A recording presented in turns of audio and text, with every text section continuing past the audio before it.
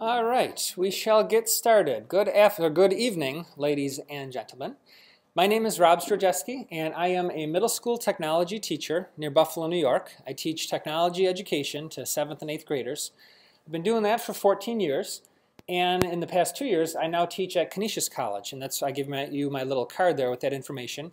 I'm serving as an online adjunct instructor in their ed tech program to certify teachers to be tech coaches and ed tech specialists. So it's a fully online program, and as you can imagine, we do a lot of screencasting with that because I never see my grad students face to face. So they make screencasts for each other and for me, and I make them for them and vice versa. So I'll be showing you examples today from higher ed and also examples from what I do as a middle school teacher with my 7th and 8th graders. A whole variety of products. A lot of them, I have to say, are pretty heavy into the TechSmith brand. TechSmith is a software company.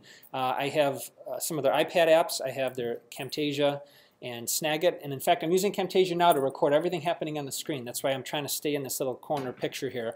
I plan to put this and my other 3 presentations within a week or so up on this blog, so you can check out the other ones that you didn't see. And because I'm a New Yorker, I'm told I talk really fast, so if you want to come back and rewind me and replay it, you can do that. So you'll be able to check that out here in a week or so. I'll post the recording from this session there too. So we got a lot to get through today. This is usually a 2 to 3 hour workshop, so I've condensed it down to the 90-minute format. Took a few things out, but it was really hard for me to pull things out, so I'm just going to go a little bit faster on some of those parts so I can give you the full picture. This is meant to be a BYOD session, so if you have a laptop or an iPad, you can use them at any time. I'll be switching back and forth between apps on the desktop platform and on the mobile platform too. So does everybody have this outline up on the screen so far? If you don't yet, the place you're going to begin is on this blog, robztraining.com. And at the bottom of my first post right there, you will see view my presentation outline here. So that's the link that'll get you right to that Google Doc. So I'll give you a few moments to do that. And in the meantime, let's take a survey of everyone out there. How many people would classify themselves as elementary school teachers? How many middle school teachers? How many high school teachers?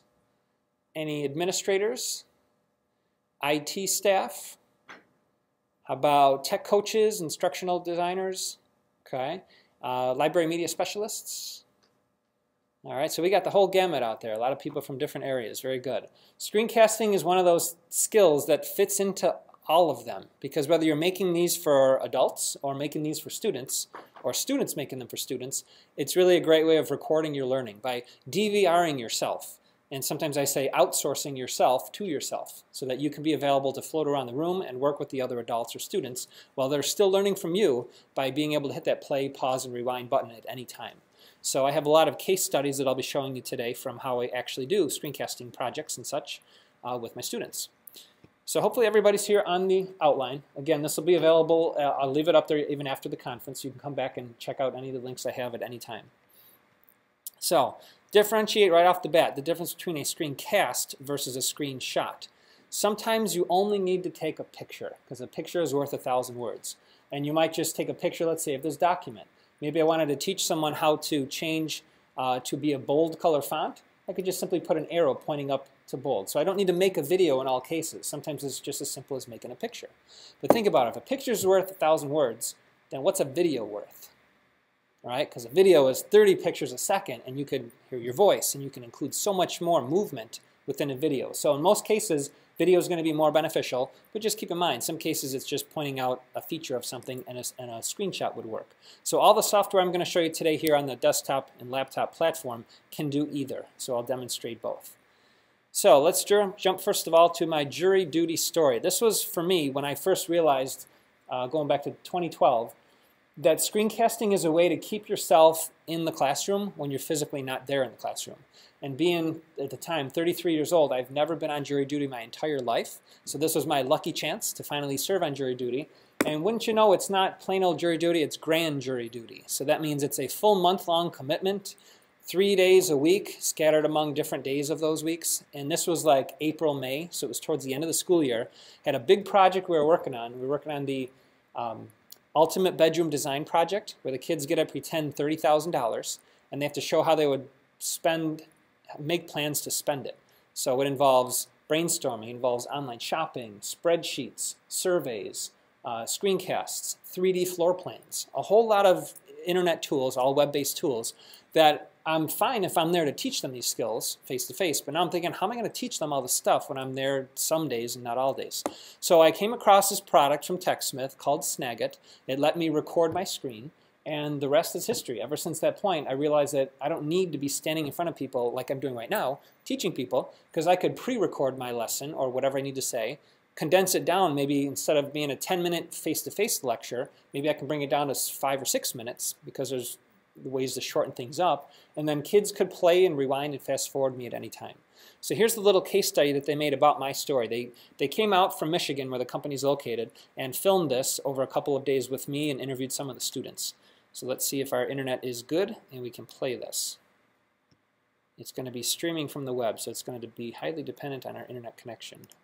Let's make sure we're connected all right here. Yeah, Ethernet says it's connected. And if we can't watch it, we'll just move on. Yeah, I guess it's trying to load. All right, plan B. We go to YouTube and we search keywords for, let's see if we can do this, jury, duty, Zdrojewski, TechSmith. Is that enough to find it? That'll do it. Found it. And maybe we could play it from here now.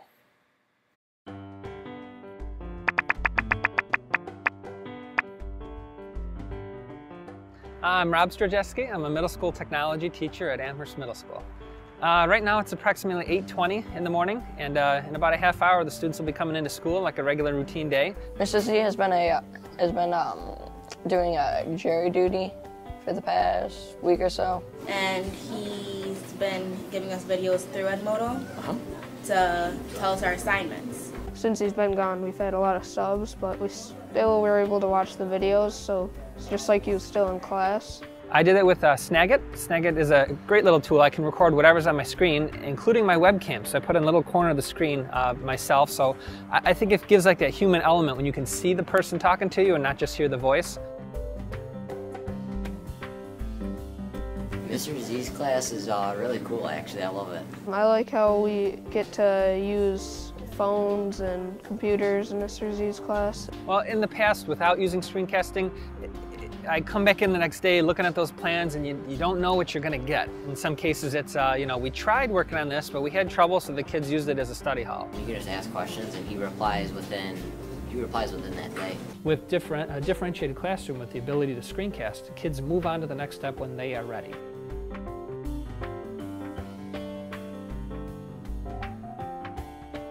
I'm Rob Zdrojewski. I'm a teacher, a father, and a juror, and I'm still teaching my students even though I'm out on jury duty, thanks to screencasting. And I still haven't lived it down for my wife. I forgot to say I'm a husband in there.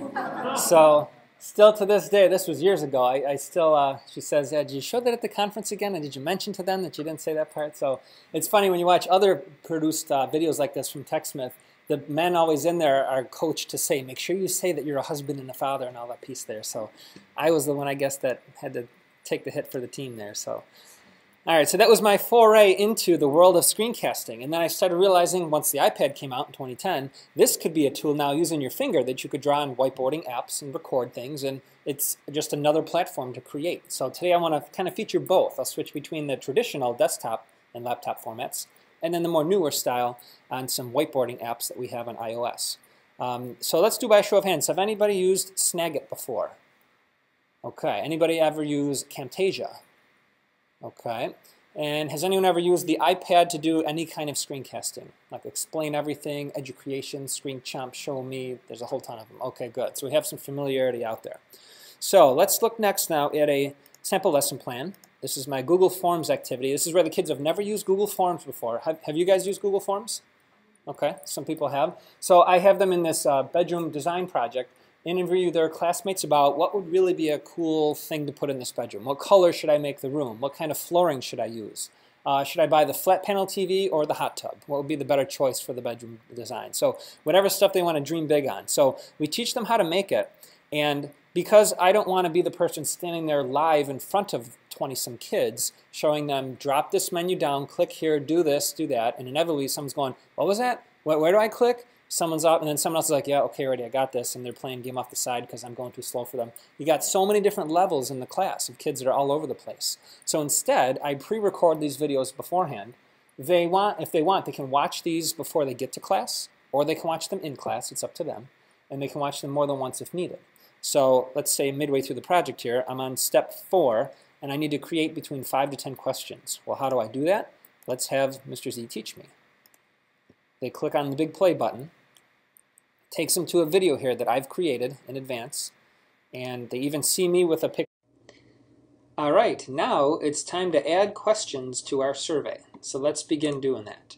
Question number 1 is going to be, for example, I'm making this up, what color room should...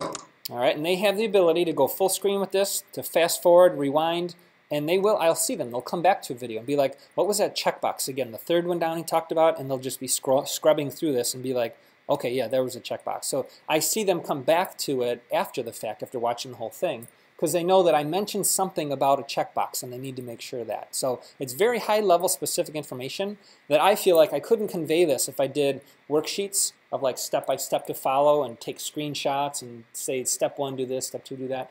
I feel like making a video is like me being there next to them, one-on-one, teaching them. Because they can hear my voice. They can see my face talking in some cases. This was made with Snagit, but it could have been made with Jing. Jing is just another tool to make these. And I'll get into that too, because we go good, better, and best. We go Jing, Snagit, Camtasia when we do that. But any of those software tools could make something like this. So that's an example of a step in one of our processes, and as you can see, this happens to be a 10-step project.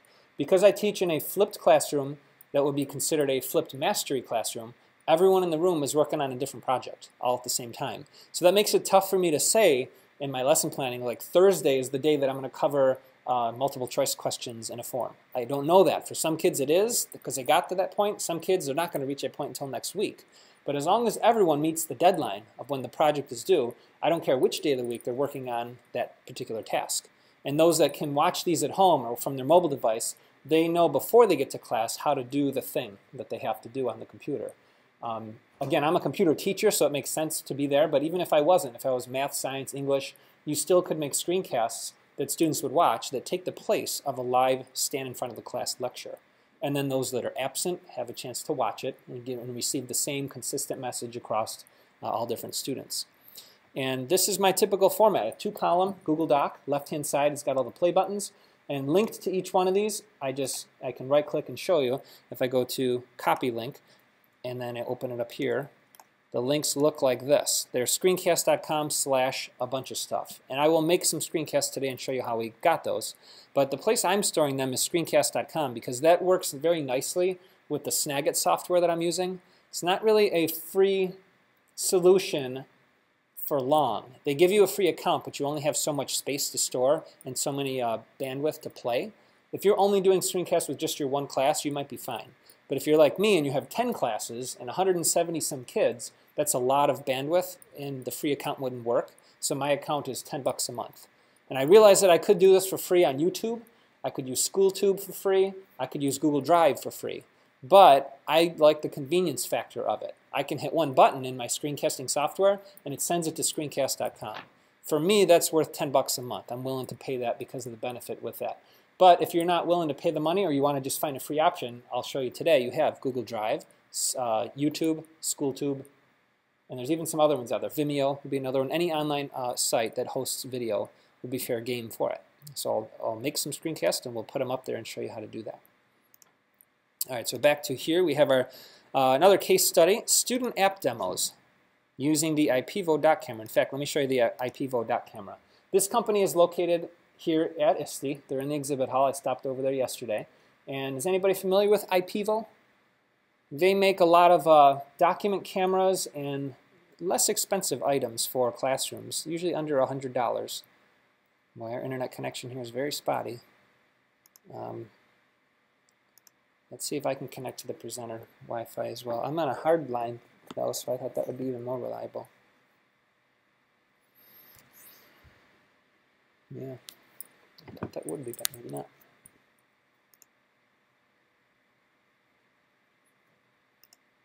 Let's try that network. All right, well, I'll try letting that load in the background. In the meantime, the student app demos that we have, redirecting.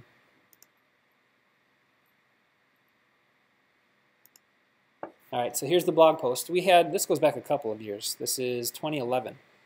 When the iPhone was just kind of in its infancy within the school population, the students were saying, you know, why can't we use our iPhones, our iPods in class? There's a lot of cool things we can do with them. And I said, okay, prove it. Prove to your teachers that in a math class it would make sense to have out your device. What could you do in the math class? And they're like, oh, there's angle apps, there's ways to learn about fractions, there's the number line games, you can arrange things. I said, okay, well, let's show that to these teachers that are 30, 40, 50, maybe 60 years old that don't really have this as part of their world. They don't know what they don't know, so let's have you guys show them. So that was almost a challenge that I gave to them. So the kids would take our iPod Touches, 4th generation that we had at the time, and research apps that might be applicable in a classroom, mostly math and science we focused on. And then they used a webcam, which is still loading there. I can't show you. It's called the IPEVA webcam, similar to this, but this is probably a couple $100s. The one we have, the IPEVA camera, is like $65 or $70 or so. So it's a lot less expensive. Small little arm on it, and it lets you hook it up via USB to your, just like a webcam, to your computer. And now, whatever's on your screen, just like my face here in the bottom corners on the screen, that device is now shown on camera, and you can see the student's finger manipulating the app. And they're wearing a microphone so they can record their voice as they're doing a demonstration. So I may not be able to show you these because it looks like they're not working here. Yeah, looks like it's not going to load, but after today, you can click on this link and you can check them out. There's about 150 of them from 150 different apps that will show you, yeah, it's not working. It'll show you videos of the students as they're talking. You'll see their fingers manipulating the screen and showing how something works. They'll even go as far as saying what they think should be better about the app, which then I had the students share that public video with the app developers, because through iTunes you can get a hold of the email address of the person that created the app. And they were fascinated that app developers are writing back to them saying, thanks for the feedback. I didn't realize that I could design that menu differently. That's cool. I'll put that in the next release. And then students would follow along and see that the things they suggested actually took place. So it's a real good, real-life exposure to how things work. And the kids saw that they could make a change by having a vehicle, in this case screencasting, to communicate what they wanted to say. I don't think they'd get the same response if they just simply wrote text in an email to the app developer. But making a video and hearing that kid's voice and seeing what they were showing made them stand out, and action happened as a result of it. So let's see if we can go to my flipped professional development. All right, these are all screencasts made by students now to teach teachers how to use the highly requested topics. For us, this was a year ago. It was mostly about Google Apps, using Google Docs, using Gmail. We used Google Forms to survey the staff. I had let the kids come up with the questions. And they said, like, give us your top 3 requests. What do you want to know about this new Google Apps platform? And then we took them and ranked them in order of what we thought was the most requested topics. So, for example, how to, let's see if I can find one here. Well, we used Edmodo a lot too, though. But here's one. Going from our district start page. How do we get to our Google Docs? Hi, this is Colin. I'm going to be showing you how to create Google documents. First, you go over to the Google Chrome icon bar and you look up Google Docs. You see Google Docs, online documents, spreadsheets, presentations, surveys, file storage. So I'm just going to pause it there just so you get a taste of what that looks like. The student takes about a minute or two to go through a common task that teachers are having trouble with. So now our IT staff, when they get the common questions, they can shoot off a link to a video, and then the teacher watches it, which I think is better than looking at a step-by-step written out format of what steps to follow to do something. We also found out a way to put this into a Google site, and we made it so that here's all the videos on Gmail, here's all the videos on Google Docs, and the teachers on at their convenience could go through and look at them. And they typically will look at the ones from students they know, because there might be 20 videos that all say how to share a Google Doc, but they'll look for Johnny Smith because they know Johnny Smith and they trust him or her and they want to watch from them. So it's kind of nice when you have duplicate videos, it's not a problem to have 50 videos all on the same topic because teachers might have a preference to learn from one person versus another. And one tool that I'll show you today, TechSmith Relay, really now makes this much simpler on an enterprise level to have kids make screencasts from any computer at home or at school. But I'm getting ahead of myself there. We'll talk about Relay in a little bit. So feel free to check out any of these examples here created by students. We called the project Tech Under 90 Sec. So under 90 seconds, solve somebody's problem by making a screencast for them from the commonly requested ones. And then moving on next, we have a couple of articles that talked about our work with it from the journal Hettinger Report, which is an EdTech publication, and most recently eSchool News, which I think was just last month. And they're featuring some of the projects that we're doing with our students with screencasting. So feel free to check those out. The links are all there for you, and you can click on them if you're interested. Now here's a grad school example.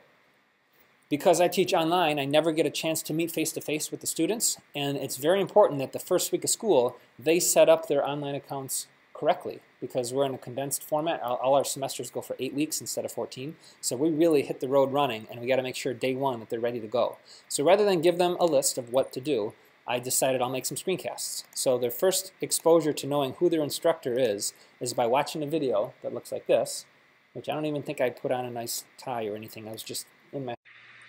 Well, hello and welcome. My name is Zdrojewski, and I'm one of the instructors in the Canisius College program for Education Technologies and Emerging Media. Now, I've created a series of, and then of course, so if you're a student that already has an account, you'll just log in like you normally have in the past. And that was a very difficult thing. I was dealing with some students that have accounts and some that don't have accounts, so I had to think, how am I going to explain that? So I thought, just put it in a screencast and I can show it from both vantage points.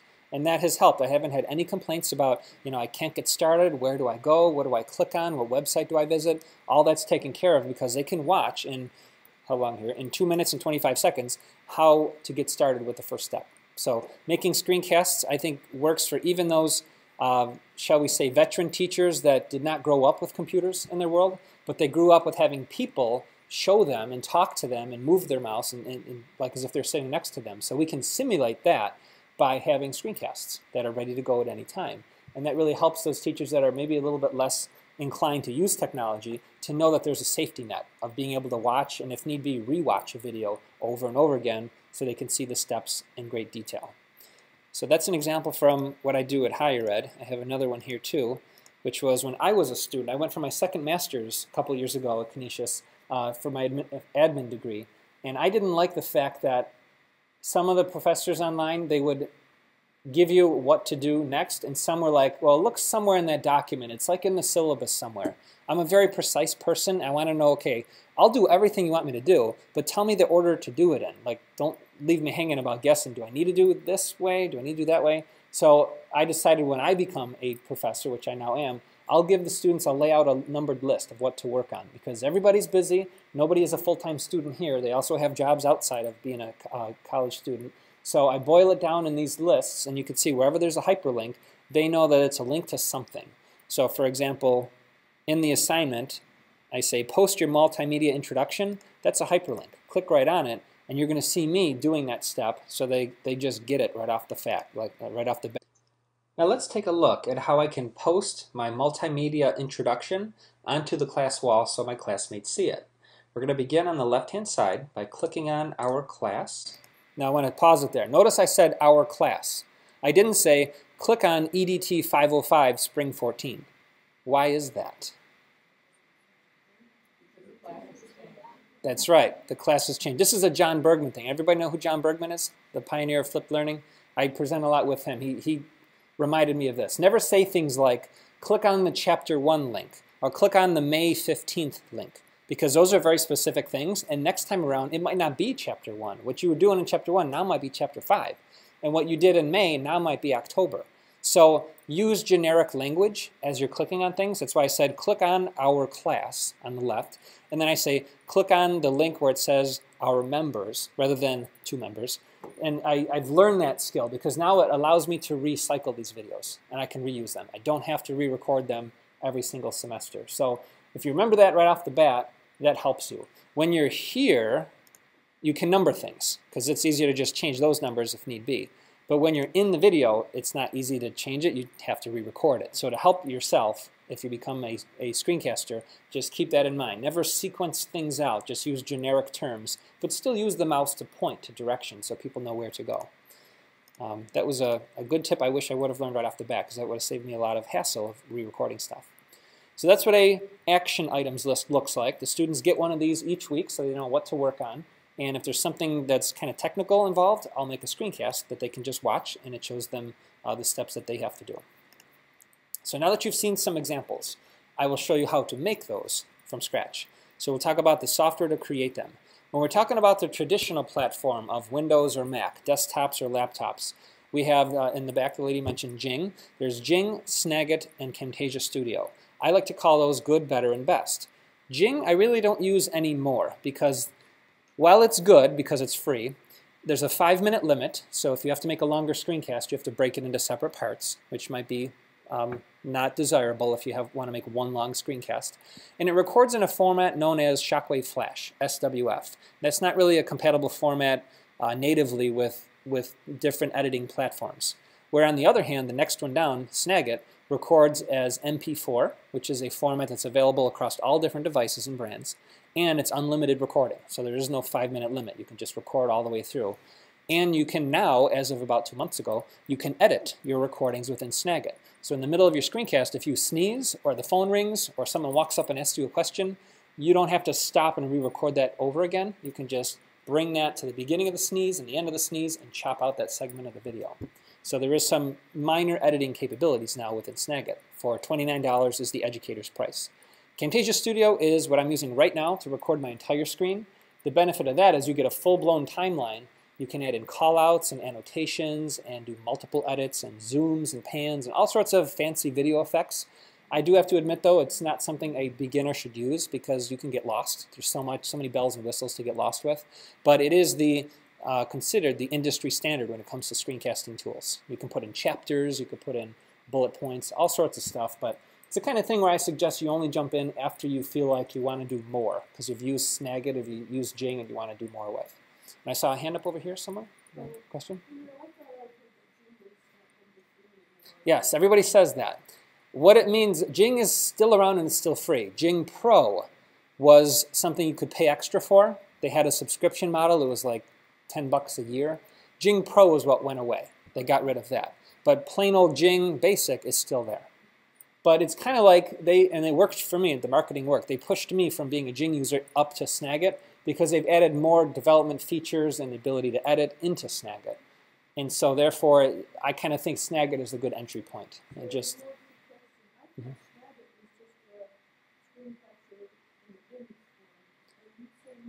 You create videos with it now. Yep, as of about 4 or 5 years ago, you can record videos with it.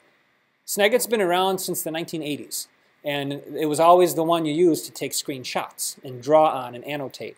But as of a couple of years ago, they added in video capture, and now, for me, that's my day-to-day tool. I'll jump into Snagit to record a screencast.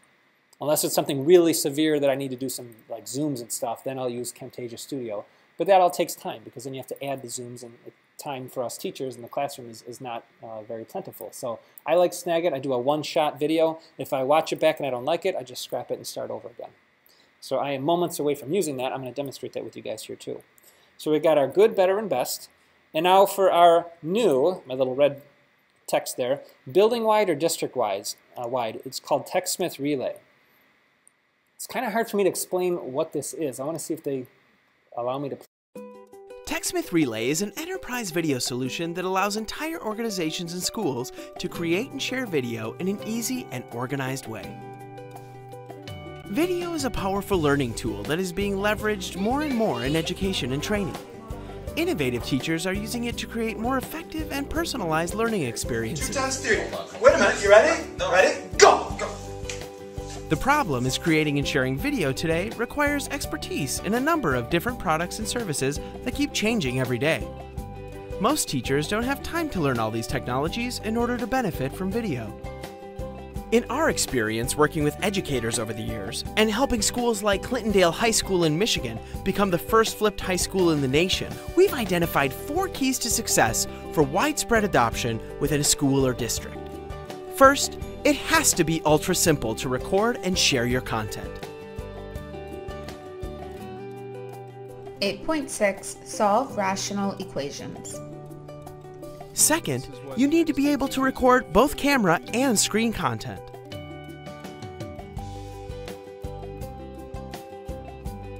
Third, you need a place to host your content that's school-friendly. Alright, this is the second video in our Atoms in the Periodic Table series. Finally, teachers and administrators need assessment capabilities to know how students are learning from this content.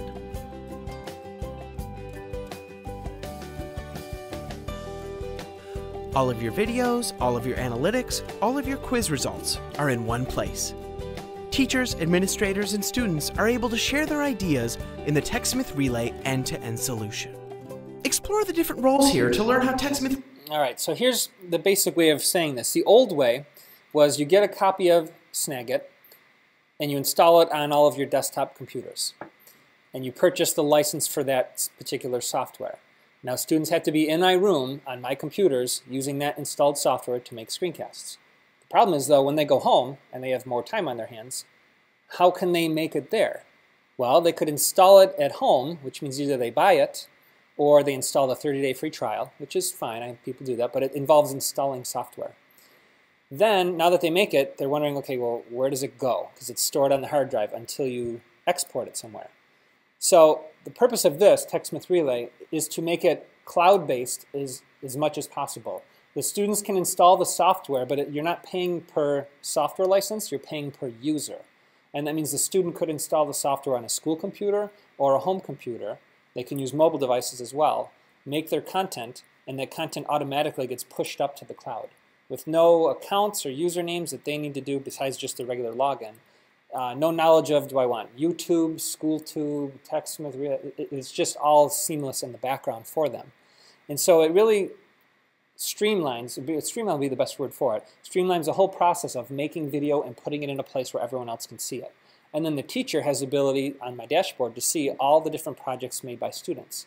So they've done a good thing here. It's still in its infancy, but it is expensive because they host all the video themselves at TechSmith. They don't put it up on YouTube or other places. So if you think you're in a situation where that could work, they let you trial it out for a 6-month period. And we did that from Christmas time up until the end of the school year in June. And I like it because now I was able to have my students go home, install the software from the TechSmith Relay website, and then the stuff they made instantly went up to the cloud. They didn't have to worry about installing Snagit, learning that more sophisticated program. It was just real simple, the big red button, record, and then when you're done, you title it. And that's all it took. It does, yes. Yep. In fact, it'll email you when your video is now live and ready to go with a link. You click that link, and then on that page, you'll see the embed code is listed there too. And the other advantage here too, as you saw it in the demo video, is quizzing and analytics. This you don't get if you're just using Snagit on your own. I can go in and see, let's see if I can still log in and do that. I'll go to my TechSmith Relay account, and I'll pull up a video made by somebody at our school. I can see how many times it was watched and how long it was watched for. I could even put in quiz questions, and a question would pop up on the screen that you have to answer before you can move on. So that prevents someone from starting, say, a 15-minute video, walking away and making a sandwich, and then just making it look like they watched it. Because maybe 2 minutes in, it paused, and it needed interaction by the user to say, you know, which is the word for chroma key, green screen, blue screen, red screen, and they have to click the correct one. So let me go to one of my earlier ones here. This one I can tell you how to set up a spreadsheet was watched 257 times. And going even deeper into that, I can click on Analytics. It takes a moment to load here. And it'll give me the breakdown in-house of how many students watched it and the percentage of how far they watched it. So if I go by who watched it partially, and this is going slow, but it's that's why, because there's so many users on it. These are all my students here listed. If I narrow it down to partial, I can see these people started watching it but didn't finish. You can click on completed and see those that finished it or came very close to finishing it. So if a student walks up to me and says, let's pick one here, if Andrea walks up and says, I don't know how to do the spreadsheet thing, I could actually go in and look and see, okay, Andrea only watched 5% of it, so maybe that's why she's struggling with it, was that she didn't watch the video. That's the way that I convey that information. So there's analytics built in. You can click on the quizzing tab and then add quiz questions to it and look at the results, and it actually emails you every evening around 8 p.m. and it tells you the daily statistics for that video. So if that was the video that I needed kids to watch for tomorrow, I can see, oh, it looks like 57% of them watched it, and I can see which ones didn't watch it. I can see how they answered the quiz questions, and that's really good because if I notice that 85% of them are getting the quiz questions right, then I know I'm doing a pretty good job explaining it because they're getting the concept. But if it's like, ooh, 13% of them are getting it right, ooh, I must have explained it wrong. I need to really cover that better in class tomorrow. That gives you some insider information on how to take the next steps on whatever you're teaching. So I encourage you to look at it if it's something you think your district would be willing to purchase, or if they want to pilot it for 6 months like we did. We really found out the purpose behind it by doing that pilot this spring, seeing how it would be helpful for us.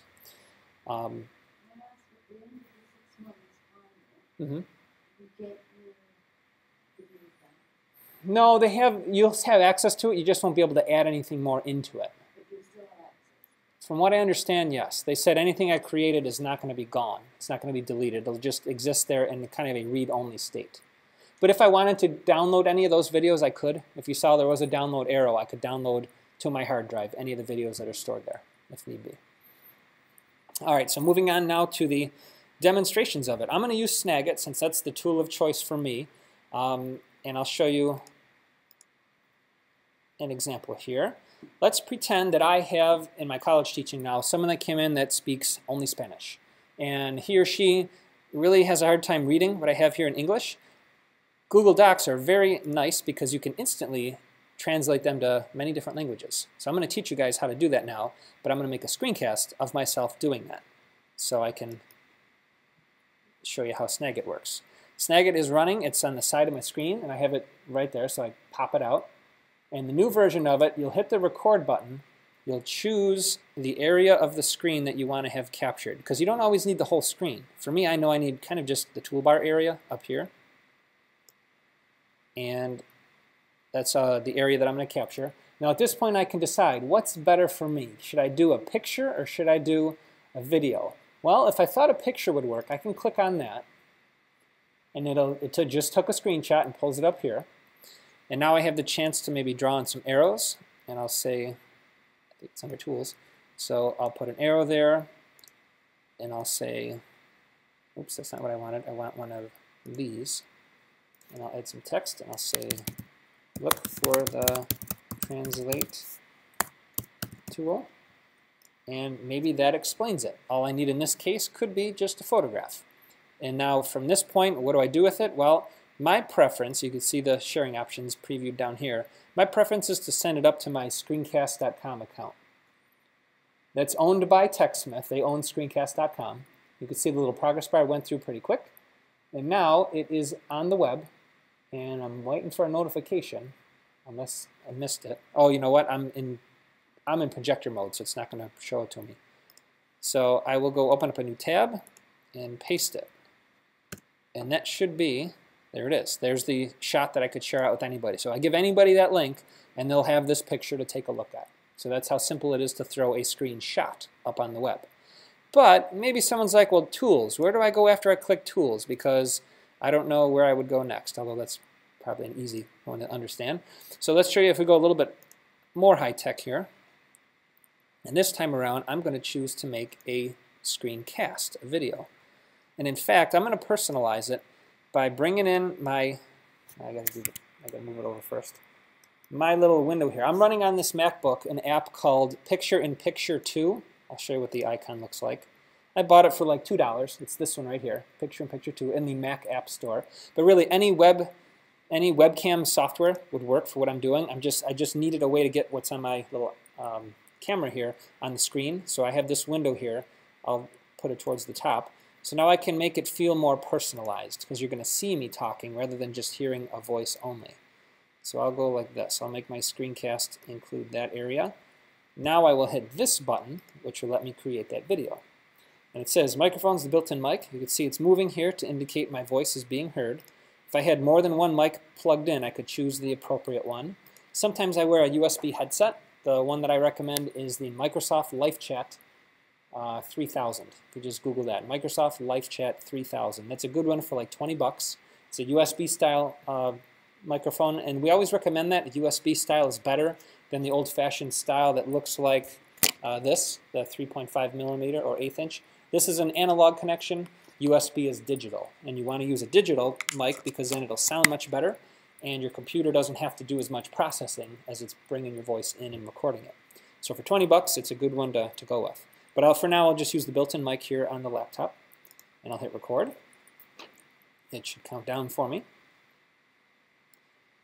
All right, hello everybody, it's Mr. Z, and today I want to show you how to take a Google Doc, then in this case it's in English, and if I click on Tools, Translate Document, I get to pick another language, and I know it's off the screen, so I'll pick Russian instead. We're going to go to Russian, and I'll hit Translate, and what Google Docs is doing now is not changing my original document, but made a copy of it and then translated it. So I still now I have two documents, one in English and one in Russian. So as you can see here as I scroll through it, we have language that I can't understand, but I'm sure that someone that speaks Russian would be able to look at that and have an idea what I'm trying to communicate to them.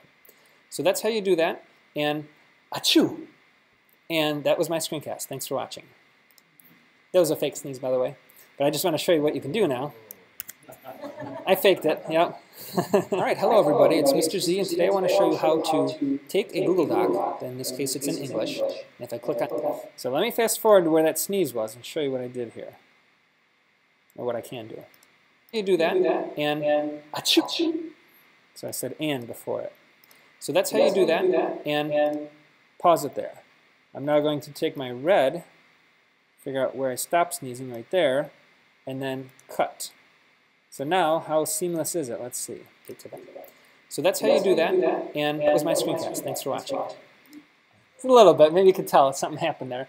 But that's something that I'm excited for because that's only about a month or a month and a half old. That didn't exist long ago. It used to be you'd have to scrap it and just start over again, which is not always a big deal because I make my screencasts only a couple minutes long, so it's not like I made an hour-long documentary. I would just scrap it and start over. But now you have that ability to move that, green is the start point, red is the end point, and then cut would chop out that portion. And notice you get a little yellow marker to show you that something happened during that point that you modified. And if that was no good, I could hit undo and undo that and bring it back to how it was.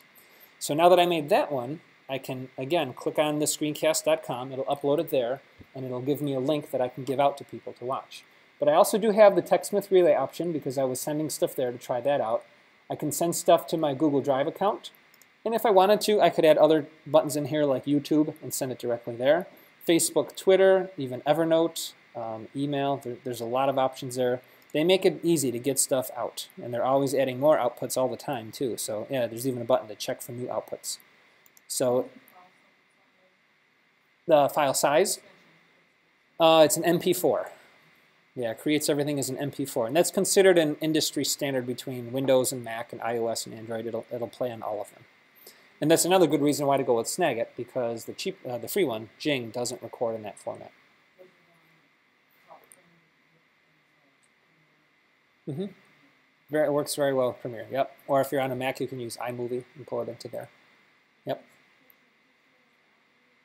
The picture-in-picture app I was using is called PIP2. And in fact, if we do a Google search for it, I'll show you.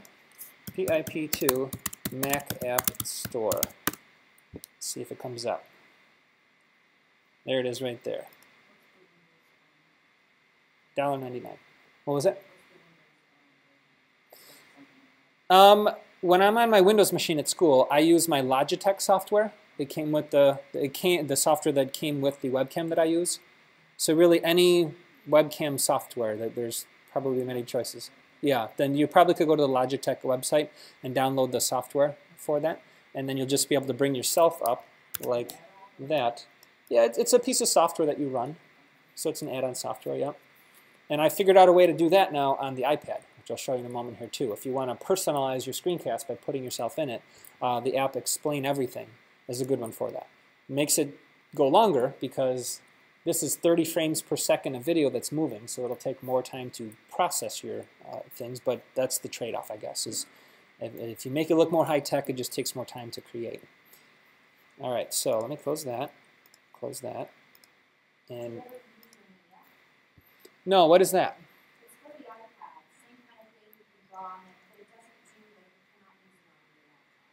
Okay, but is it like a whiteboard that you can, a recordable whiteboard?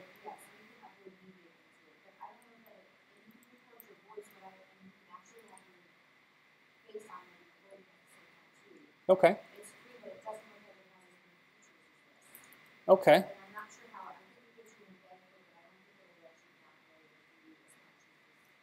Well, when I show you Explain Everything, that might be similar, because with Explain Everything, you can pull up your live web camera, or your front-facing camera, and load in video clips, even multiple video clips, and hit play on any of them, and record all that action that's happening.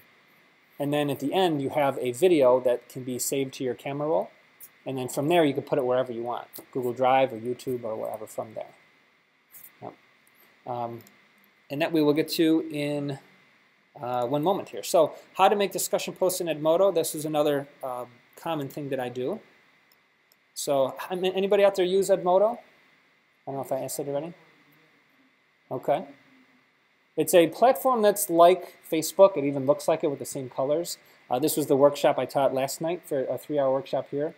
And it's a great way to just organize all of your stuff. Posts that I made, recommendations from people. People were putting sample poll questions, their favorite websites. It's just kind of like that Facebook-y-like feel where it's your one-stop shop to put all of your information. New stuff's always at the top. And it gets quite cumbersome, but you have the ability to filter down to say, show me only things that are assignments or RSS feeds or polls or quizzes or so forth. So it's similar to how Facebook works if you're familiar with that world. And the reason why I want to show that is what I do a lot of times for the students when they're brand new users to this is I make them a screencast. I put myself in the corner here, and I'll go like this. And this time we'll capture from that corner down to that corner. Hit the record button. And here we go. All right, welcome 8th grade students. It is September, and one of the first things we'll do in the school year is teach you how to make posts on our wall, our class wall in Edmodo.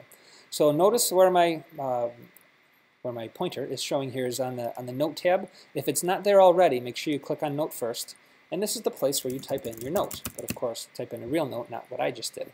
If you have any attachments, you send them here by clicking the appropriate link, and when you're ready to send it, you click the Send button. Now keep in mind, any post that you make, here's one that I made yesterday, you have the ability to click on the gear and hit Edit Post, and you can change it after the fact. Maybe you noticed a grammar mistake or a spelling mistake. You can always change your own posts. You also have the ability to delete your own posts as well. But you guessed it, you can't delete anybody else's posts. That's for them to do, and you can only modify your own. So that's one of the first things we'll do in our class, and look forward to seeing you on Monday. Thanks for watching. So that's a quick example of what I might do the night before class starts, or during a planning period for the day. So I made the video, get that one out of the way. I check it out, showing here, make sure it looks the way that I want.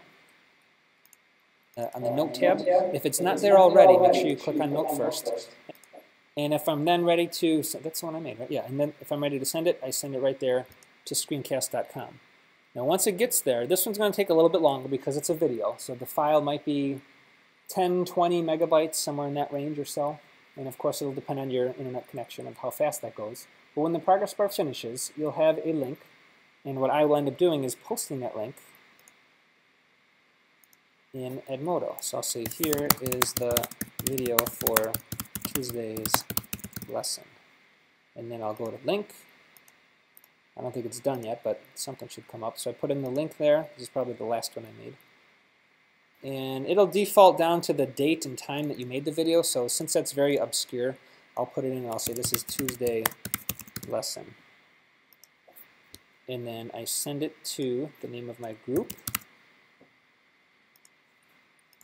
And send. So now when the kids go in here, some of them at this point may be receiving a notice on their phone, getting a text message that a new message was posted by your teacher. Some might also be getting an email if they have opted in through Edmodo to get email or text alerts. And they can go and check it out. And they say, okay, something new is posted, and then they take a look at it. In that case, the video plays nicely right there. So that's been my preference for making them with Snagit and storing them in Edmodo, or also Google Drive is a way to get to them. And let me make sure, yep, I covered that. So I like to add the webcam in to make it a little bit more personalized. Another common example is commenting on student work. For my grad school students, at the end they have to make a choice project. In this case, this student made a slideshow presentation using Google Slides. So instead of PowerPoint, I'm always a big fan of that. I'm an anti-Microsoft Office kind of person. So does anyone out there work for Microsoft? Because in my last session, someone did. He came up to me and he said, I was presenting on Evernote. And he was the product manager for OneNote, which is the comparable product that Microsoft makes. So I kind of put foot in mouth, but you get that, I guess, out there. So I encourage them to look at cloud-based options. So all of my grad school students get a good helping of Google Docs, Google Slideshows, Google Spreadsheets. And so in this case, it was his first time making this, and I wanted to give him some feedback. And I could do the Google Doc thing where you highlight something, and then you can right-click and go to Comments, and the comments go in the side margin. But rather than just doing text-based, I had some questions that I wanted to ask, and I thought it'd be better to make him a video. So I pull up my little webcam. So I throw myself in the corner somewhere here, and then I click the record button. And I always look at from the standpoint that I was Stephen here once. I was the student once. So what would I want as a student from my professor to help me grow and be a better person with educational technology? So I thought, I'll take the few moments that it takes to make this video, because then it's more of a personal connection you have with them. So here we go. I think I actually did this slide. Hey Steve, this is your professor here, and I just wanted to have a conversation around what you did for your directions here. I like how you did the bullet points, but remember last week when we talked about the better or worse part? We want to make sure that it doesn't look like it's one-sided, like it's very open. So you put the better or worse here, but maybe you could change this to be something like positive or negative, or pro or con, or something like that, just so it sounds a little bit different. I like what you did with the use of video putting in there. This was the embedded piece that we looked at last week. That's a great piece there too. And lastly, reflection. I thought really good job with that, and it looks like some of your classmates too are commenting on that. So good job. The rough draft looks good. Just make a few of those minor changes, and then you can submit it officially so we can put a grade on it. Thanks for watching. And so I make something like that, and then I usually, hey Steve, this is, I don't usually watch the whole thing because I just recorded it. I looked for a couple seconds of it to make sure my voice was working and the mic was working here. And so I go, okay, that looks good. Let's send that to Steve. So then I hit the button that puts it right up to that screencast.com account. And while that's going, I'll multitask and switch over, go to my email, compose, and then I'll write up that message to him. And in probably 10 seconds or so, I'll be able to paste in that link. So I'll say, here you go, Steve, take a look at my feedback. When you rush, you don't spell things right, and then paste in the link. And then put in his email address, and off it goes. So now he'll get the email, he can watch that video. If he's checking his email on his phone, that'll work, because the screencast video will play just fine on a mobile device as well as a desktop device. And so that is a good common way of giving feedback to people on work. It also could be something that in an English class, someone submits their essays, and rather than having to take the red pen, carry those papers home, this way now you can probably talk quicker than it would take to write in some cases. And I haven't been a student in a while, so I can't directly say this, but if I was a student and I got something written on paper with lots of red ink, or I got a video I could watch, if I'm a student of the 21st century, I'm probably going to be more inclined to watch the video and just like glaze over or graze over the red comments on the page. I might just be like, ah, okay, I get it. But hearing the teacher's voice and knowing they took the time to give me something that personalized, I think it's more of a motivator for learning to see that video. And I'm a big fan if it takes a teacher less time to do that as compared to writing things out. It just seems like a natural fit, and screencasting can help with that. Of course, it does mean, though, that your students have to submit their work electronically, and more it's becoming easier to do with Chromebooks and iPads and everything else. But even if they don't, if they submit something on paper, nothing says you can't take your device and take a picture of it and put that up on your screen. That's actually, there's an app for that called Fuse, F-U-S-E, that's made by TechSmith, that allows you to take pictures with your camera, that's why they made it, of things, physical things that exist, photos or videos, and then the Fuse app will let you send that through your Wi-Fi right to your screen in Snagit and Camtasia and Relay, all three of them now. So you have a way to bring the physical world using your camera phone into the screen so you can narrate on top of it. And that is that. So next piece now is another new feature. And how we doing? All right, so we got about a half hour here to go. And the next thing I want to show you is Snagit for Google Chrome. This is free, and I don't know how long it'll stay free because it seems like they're giving something away here. It's really advantageous and not charging people for it. But I'll click on my link here. And Snagit for Chrome is a Chrome extension. So it's not something you're directly installing on the hard drive here. It's something that lives in the browser. Just like, how many people by show of hands have ever used Chrome extensions? Like I have the Evernote, there's Snagit, I use LastPass. All right, so Chrome, it's a way to make the Chrome browser do more. It's like an add-on feature, I guess would be the way to call it. What you have to remember though is you have to install both the Chrome extension, which will show up here, and the Chrome application, which will run outside of the browser. So it runs in the browser and outside of the browser so that you can capture things. So if you install both of them, it takes only moments to do, and they're both free, you'll then be able to do this kind of stuff here. So let me go to, I'll go to my blog here so I can capture something. That's correct. Yep, because it's Snagit for Chrome directly for the Chrome browser. TechSmith did a lot of work directly with Google. Version 35, which is the current version of Google Chrome, is what you have to have for this to work. And most of you probably will, because Chrome is a browser that updates itself all the time. In fact, if I go right now and I check my About Google Chrome, it'll tell me it's up to date, yep, and it's version 35. So as of version 35, this is now possible. It was something that TechSmith wanted to do for a long time, but Google was the limitation. They didn't allow people to run stuff inside of their browser up until recently with version 35. So I'm going to make a couple of screenshots and screencasts here using the extension, the free extension. So if I click up here, I now have, ooh, this looks even new too. I haven't seen that before. So let's say region, and I want to capture, the beauty about this is it updates itself all the time. There's no having to update software because it lives in the cloud. Let's see, I'm going to capture that little bit there. Open permissions. Yeah, you can tell I haven't done this in a while. That's different. The Screenchomp is for iPad. What we're looking at now is called Snagit for Chrome. Yeah, just search for Snagit for Chrome. It's actually both.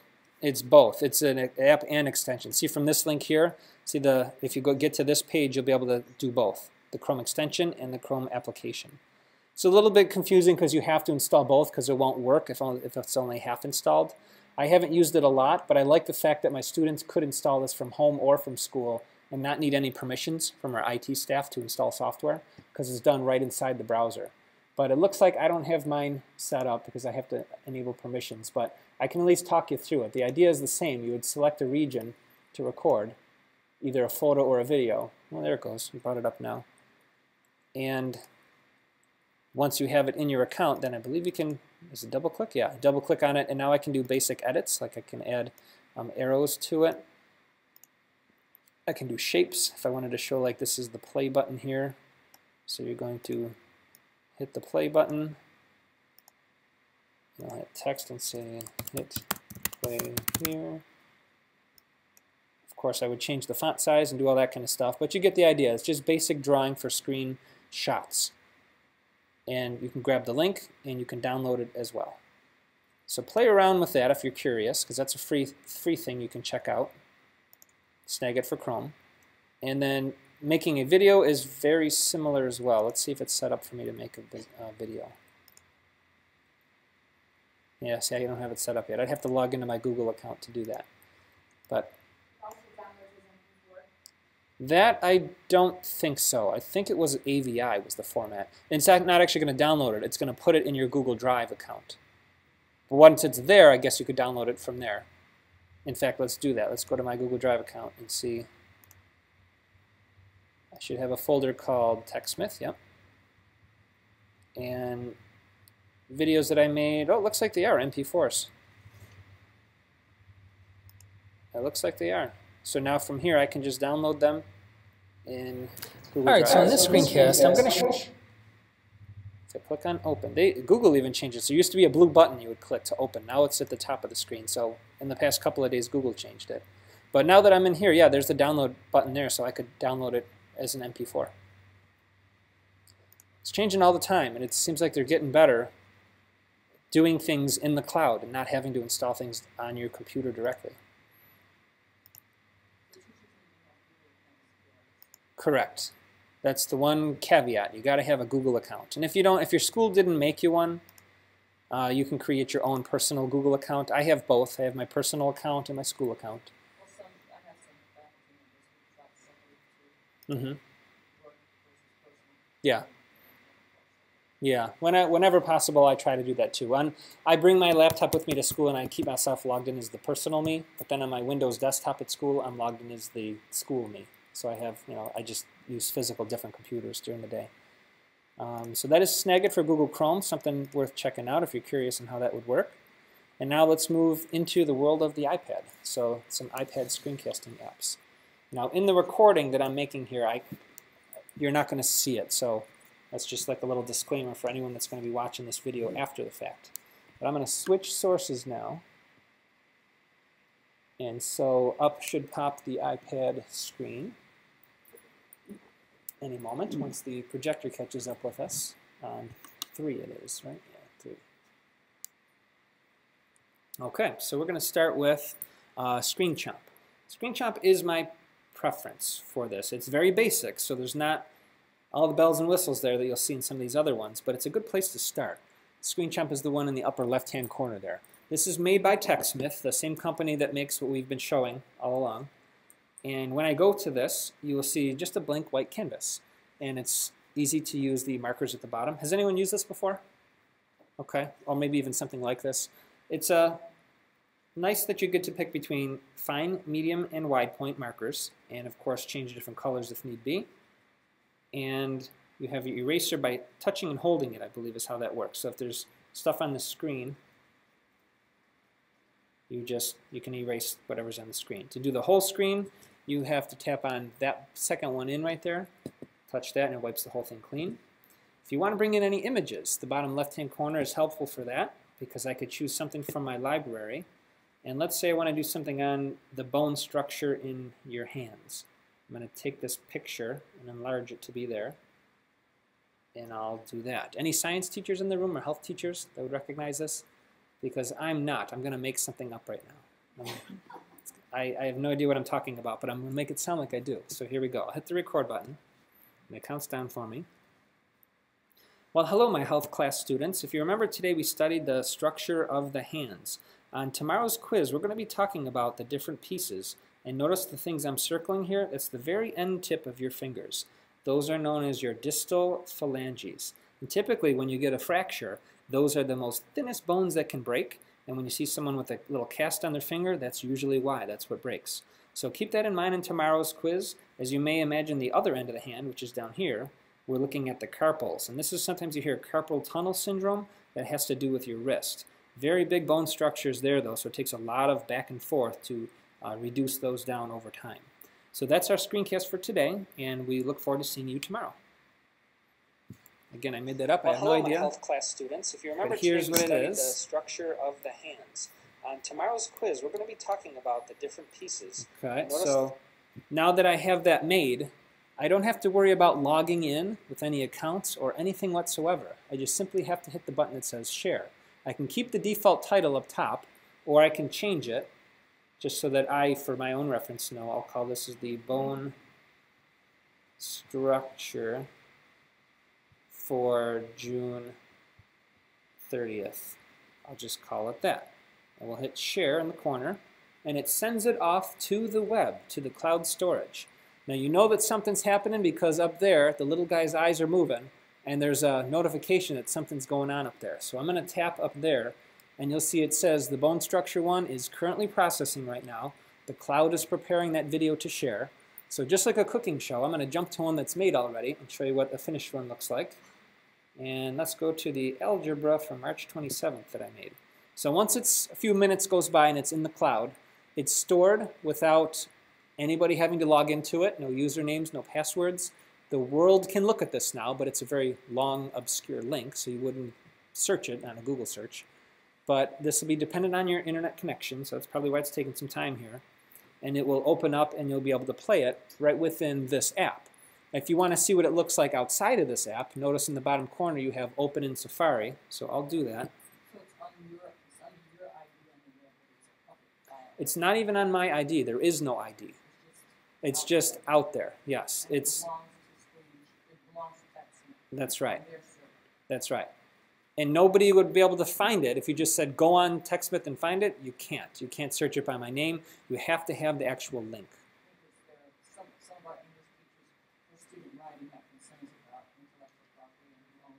Mm-hmm. Yeah, in this case, it's like on YouTube what they call an unlisted video. Anyone in the world can get to it, but you would never guess where it is. And so here's the finished product in the cloud, playing from there. In the middle bottom there, we have the blue button to share it. Hello, my health class students. If you remember today, we studied the structure of the hand. All right, so I'm going to show you the blue button down in the middle there. If we share it out, we have the ability to copy the link to the clipboard, because then maybe I can put that up on the Edmodo app or wherever I would want to go with it. Email it directly or tweet it out to Twitter. I've never used the Twitter one before, but I've used the top two. So email link is kind of nice. Let's say there was a specific person I wanted to send that to. It'll pull up the familiar looking Apple page to send an email, and I can send it to somebody. Like, I'll send it to my wife, and she'll be wondering why I sent this to her, but I'll just send it. And so she now gets a link that says, here is my screenshot video. She clicks the link and she's able to watch it. So that's a way to send it to one person. If you wanted to send it to many, I would go to copy link, and the link was just copied to the clipboard. Now I would switch over to the Edmodo app and I'd make a post there where all my students are already in Edmodo and they could see it there. Or whatever your learning platform is of choice. So that is the most basic of them all, and that is Screenchomp. If you wanted to get rid of one, notice when I click on that button up there, you have the ability to swipe them over. So swipe to the left and then delete, and then they're permanently deleted off the web forever. So that's how you officially get rid of stuff that you've made. But remember, you have to do that from the iPad directly that you made it on. You can't delete them from another iPad because it's the app exists on this device, and even though there's no login information, there's still like a serial number on this app that's tied to this specific device. So if you had kids making them and there was 20 iPads in the class, and they would have to know I used iPad 7, and iPad 7 is the, so that could get a little hairy, you know, depending on how you do that. I like to do in my class, I have 20 iPad minis. I made a Google spreadsheet, and I assigned them a number, and I actually used an engraving pen on the back, so it's not like a marker you could rub off or a sticker that could peel off. They know which iPad number is number 7, so they have to use the same one every time, yes. I require that. Sometimes we have school projects where we do like a norms project, Mm-hmm. and we just hand out a number of iPads, and then it's put in Dropbox, for example. Okay. And then they never know what the number is and where it goes. Right. Because it's collected. I'm just trying to do that. Mm-hmm. Yeah, the different workflows, there's a lot of options you have to think about. And it comes down to who should be accessing them, and is it okay if other people stumble across them? Yeah, because you mentioned intellectual property, that's true. In those cases, I would want the kid to store it in maybe their own Google Drive account, so they have control over where it goes. So moving on now to the next one across, EduCreations. Anybody use that one in the room? Okay. EduCreations is another common popular one. I just received an email a couple weeks ago that they are going to be upgrading to version 2.0 or 3.0, and they're going to add some paid capabilities into this, so some more of the premium features. But as of now, it's a fully free app, similar to the last one that we looked at. What makes this one stand apart a little bit differently, though, is the ability to add text nicely, because if I wanted to draw something, like if I was putting in my name here, you know, that's okay, but even if I took my time and did this, it still would look like it's handwriting. Instead, now we can hit the T at the top, tap anywhere to add text, and now I can clearly add in my text information and make it bigger, make it smaller, change colors and all that stuff there. Can't change font, but at least you can do that. I've had students do things where they made like a, let's see, I'll go to a new page, make like a T-chart. And maybe these are the words that end in ER, and these are the words that end in OR. And then they have these, oh, I'm in the wrong mode. And then they have their words, and they move them in this column or that column, and they make a video about where things go. So that is a case where this is a nice app because of the text feature. They also have ability up here when you're adding images to add from the web. And maybe if I was teaching one, we did this in 2nd grade because my daughter's in 2nd grade, about teaching how to do a clock. Make sure you spell that correctly. Don't forget the L in there. Because in a classroom situation, you don't want to run into that. And I was looking for one that did not have the hands on it. So that was actually the one that we used. But I want to, you know what, wipe this clean. White paper, duplicate the page. I want to erase, clear the whole page. All right, start again. Web, take a picture.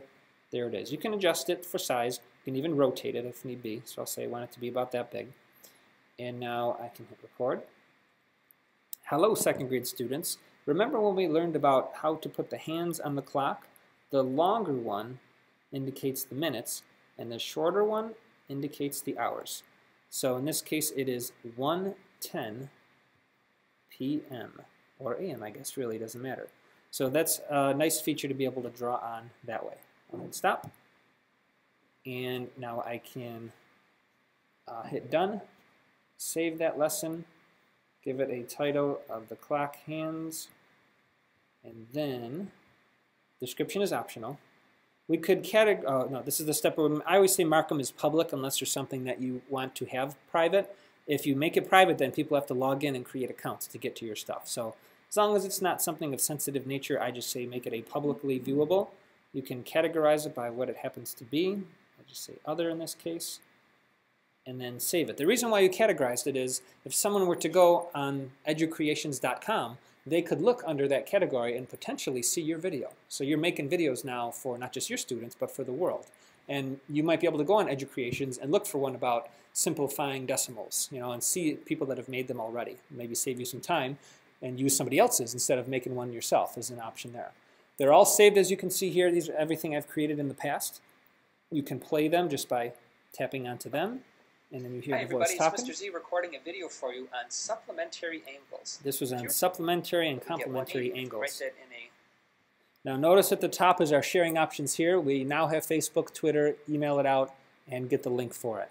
I like the one about email, and it even puts a little thumbnail image of what the middle slide is. So this is what, a 40-second video? It's the middle slide there. And that can be sent out to somebody. We even went as far as setting up a Blogger blog for the 2nd grade teacher that my daughter had. And we made it so that you could email in blog posts, because Blogger lets you do that. So by her just putting up here in the to field, the Blogger email address, which it was Blogging Dragon, that now, by hitting send, I just made a blog post. And simultaneously, the people subscribed to that blog just got an email that said something new was posted. And that would happen if I hit send here, so I'm not going to do that to confuse people.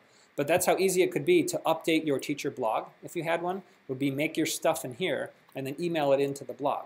So Blogger is free, it's a Google product, and Educreations is free. So combining those two tools together, you now have the ability to make these little videos about the topic of the day, or better yet, have the students do it. Have a student that's teaching how to read that ruler, make a little video, and then put it up on the class blog for all to benefit from.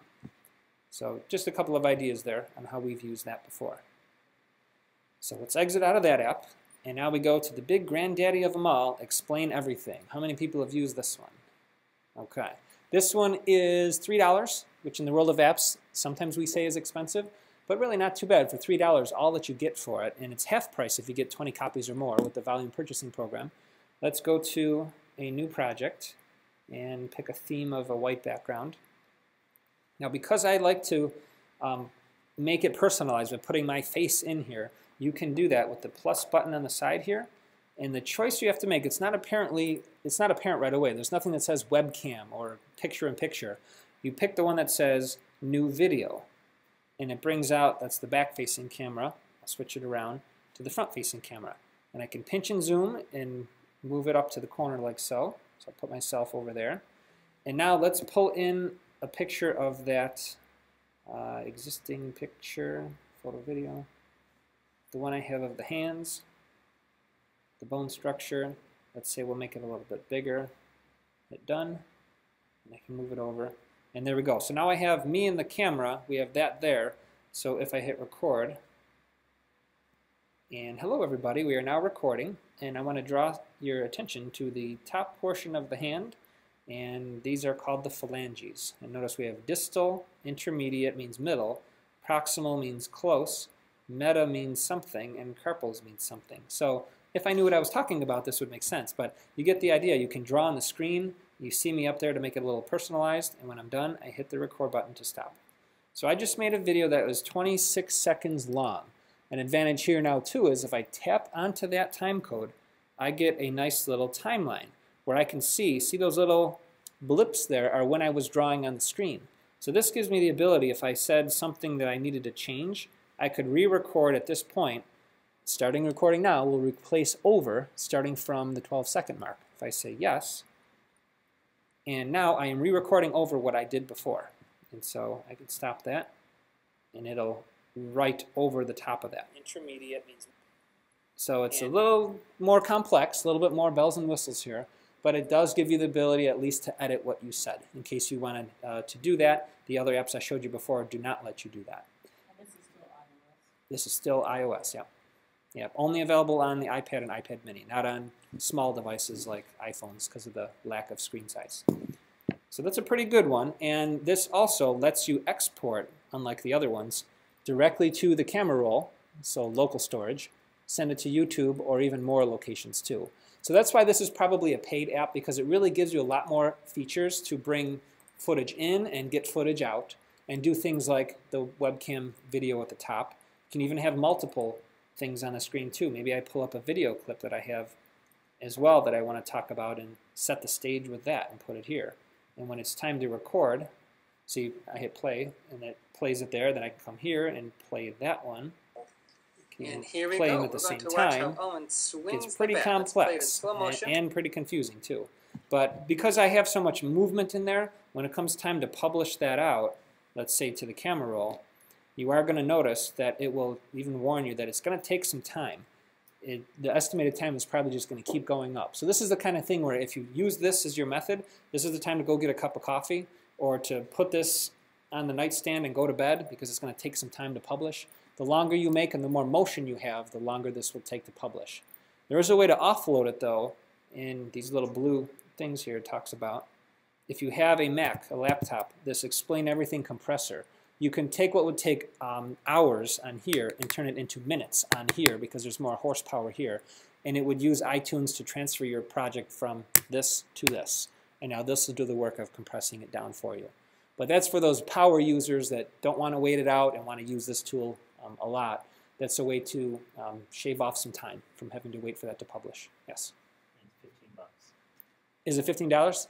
The compressor is $15? Oh, wow. Okay. That's real money. Okay. Yeah. So that's a cost. I guess time is money in that sense. So they're going to help you by paying for it, and then you'll be able to narrow it down. But to be fully transparent and honest here, I don't really like doing when I make screencast. I like doing the traditional Snagit on the desktop or laptop. I kind of need the keyboard. I need the mouse. Maybe I'm old-fashioned, but I know that the newer generation of students prefers the mobile device, so I want to make sure I'm showing and using both.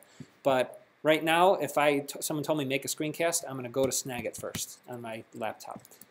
But this is getting more and more powerful. This is version 3 of the iPad. So the current version 5 is much more powerful. Probably would do this process in half the time. So it's just getting better and better. But just something to take note of, that you have the ability to use both, depending on the platform you're most comfortable with. So I'm going to switch us back over now to the desktop so we can get back to our outline. And you're going to see we have, where can I store my screencasts? In the cloud. You have, I mentioned Screencast.com, free and paid versions, but it is the most convenient. That's why I tend to use that one the most. Google Drive is good. It's free. Limited space though. It's pretty big though. 30 gig I think is what you get for free. And there's unlimited bandwidth. So you don't have to worry about if your video gets watched hundreds or thousands or millions of times. Google will handle that for you. You won't have to pay because your video is being watched a lot. So unlimited bandwidth is a good feature. YouTube, same idea. It's unlimited bandwidth, it's free storage, but school filtering issues may exist. I know at our district they block it still, unfortunately, for students, so that's not really an option for us. And then SchoolTube is a good option because it's free, no space or storage limitations as well. TechSmith Relay, as I mentioned, is not just the software to record, but it's also the solution to host it. So it's creation and hosting all in one package. But that again is a paid solution that your district would have to buy into. How people access your screencasts, I showed you guys how to email links out. You can place it on a web page or a blog. For example, this is my I made a screencast about why I like using Google Forms instead of doing paperwork, and this was a real life example. I was kind of frustrated one morning getting like 5 different sheets from the guidance counselors about students that I had to write their current progress and comment on and handwrite these forms and turn them in. I thought, why can't this just be a Google form that I could take seconds to just fill out the details and get the information to them, rather than fill out the paper, walk it down to the office, turn it in. They go through, on their end, they got to go through lots of papers to sort them out. I thought, wouldn't it be great if they could just look at a Google spreadsheet and narrow this column down to Jason and this column to Susan and so forth. So I made a 6-minute screencast showing how that could be done. I then emailed it to them, and they said, I didn't realize we could do this. And as a result, now they're doing this, and they were doing less paperwork. So sometimes it's just a matter of changing habits by seeing is believing, and seeing in 6 minutes like, wow, yeah, I could do that. That's not difficult. That was enough to change that mindset, which now hopefully is going to benefit other teachers too, because now there's less paperwork coming across our desk that we got to do. Because why not just fill out a Google form to send information to someone instead of doing the old paper trail kind of stuff? Of course, there's benefits to paper. I'm not going to say that there isn't, but when you can streamline things by using technology, I'm always a big fan of doing things that way. Posting on a digital learning platform, we talked about that. The Google Doc menu, this has been a great way to put many videos. In this case, here was a video project I have my kids do. Pretty big project, lots of steps. There's 6 of them. It probably takes about a week and a half to do this. But by me being able to record videos incrementally in here, that really allows kids to work at their own pace. And the reason why I don't make one video that's a half-hour long, instead I have, what, 5 videos in there that are probably all 5 minutes each. When something changes, it forces me to make a new video, but I can make it, like when the Photoshop Express app here changes, I can make a video just for that step. I don't have to go in and, split a long video clip.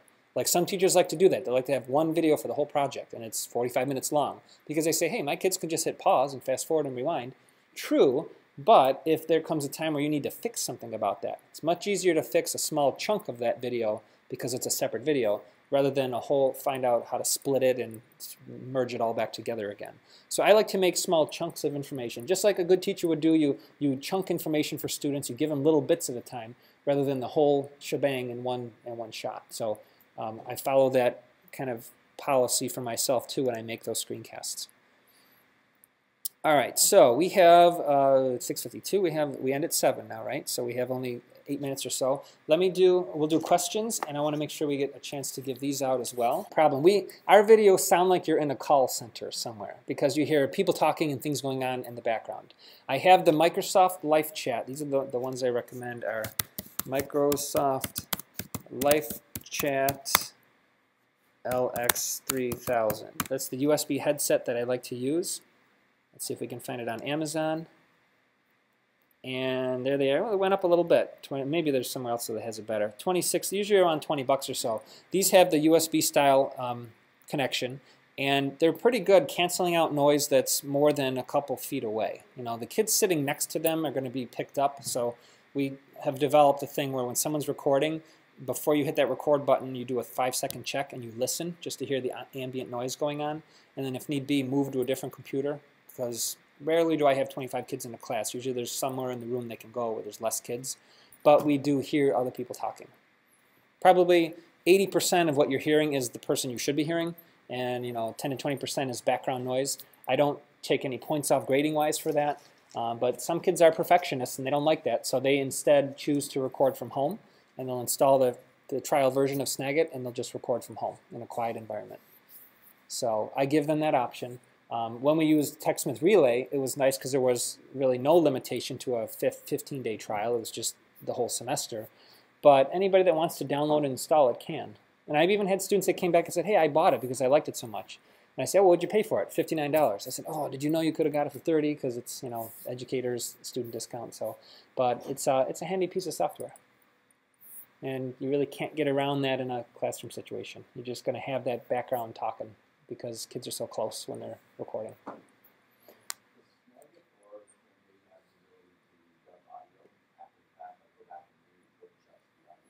Camtasia does.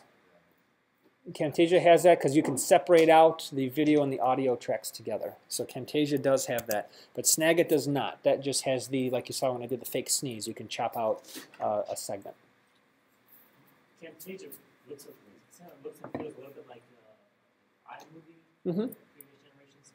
It does, yep, because it has a traditional horizontal timeline where you can scrub through it, zoom in on the timeline and see really up close, and chop out segments there too. Yep. And Solomon Khan, people ask him all the time what he uses. Mm-hmm. I don't know what he uses. No. If he doesn't use the paid software like we're showing here, there's Screencast-O-Matic is one that I hear a lot of. Those are all based on using Flash and using plugins, in which in a school environment could be troublesome because you might have to install a plugin or something and you can't. But in a home environment, that might work fine too. But now that there's Snagit for Chrome, that's a free option too. That's worth trying. That wasn't around before. Yeah, what is theirs called Adobe Presenter? Is that what it's called? Mm-hmm. Yep. And I think all Macs have QuickTime built into it, and I think QuickTime Recorder is just a native program that would work too. I haven't used it, but when it comes down to like wanting to do zooms and pans and drawing on the screen, you usually have to buy some sort of software to do that. The basic recording stuff, though, you may be able to find a free solution. So I hope that's answered. Oh, one more in the back. Yes?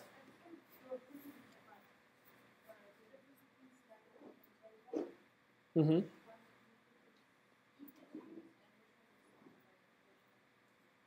Definitely Snagit is going to be easier to use. A lot less features, though. That's why it's $30 as compared to $99 on a Mac. I prefer Snagit, though. That's what I use on a day-to-day basis because I make short little videos. Whenever I make longer stuff, like I've produced training DVD series that have multiple chapters, then I've used Camtasia because I needed the ability to zoom in the screen to an area or darken the screen so your eyes are drawn to a certain spot. That kind of fancy stuff, that's what you would get Camtasia for. No. You're welcome. Yes?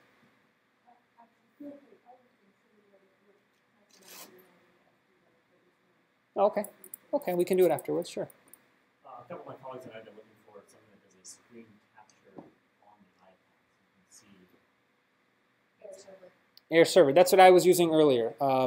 Maybe not this session, but in another session I used it. The trick, though, is it depends on your Wi-Fi. You have to have both devices on the same Wi-Fi network.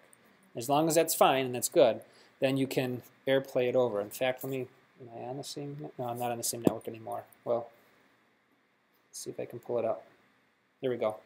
Because I'm hardwired in through USB, I can do it. So now whatever's happening on my iPhone, I can show that to you and I can record that. So I can do this. Watch. This is how I've made videos before too. I'll select this portion of the screen and then I'll say video, ready to record, and here it goes. All right, hello everybody. Today we're doing a demonstration using Google Maps. We launched the app and notice at the top we can search for whatever we're looking for. Let's say we're looking for a Target and our location shows up like so. So I hope that's been informative and thank you for watching. Now the thing you didn't get was where my fingers were on the screen. So that could be a little bit tricky to convey, but I will usually use my mouse pointer. That's why I've made it really big, the arrow, so I can point to the screen at the same time. Like if I'm saying click on the Storm Team 2 app, I'll go like this as I hover over it with the mouse. So that way you can make screencast videos. All right, hello everybody, of your iPad or iPhone by using Air Server. There's another one called Reflector, which I haven't used in a long time, but it looks like I have it here somewhere. I use Reflector, I didn't realize that Air Server Yeah. By connecting through USB, I'm staying on the same physical network because if I go to, let's see if this makes sense here. If I go to my network preferences, you'll see it notices that right here I'm connected to the same network because my iPhone is connected through USB. Of course, that means I'm tethered. I can't walk around the room with this, but for me in an environment like this, it definitely works better than relying on the Wi-Fi. At home, I have no problem at all. The Wi-Fi works well because there's only one network it sees. But when it's seeing this many networks, you know, there's a lot of wireless congestion going on. But by having it connected to USB, that's another option, and then you can do that. All right. So I'm going to end the recording here. Again, I'll throw this up online within a week or so. It should be up there. You can see and hear a lot of the stuff we talked about today. And I thank you for coming and enjoy the rest of ISTE. Thank you.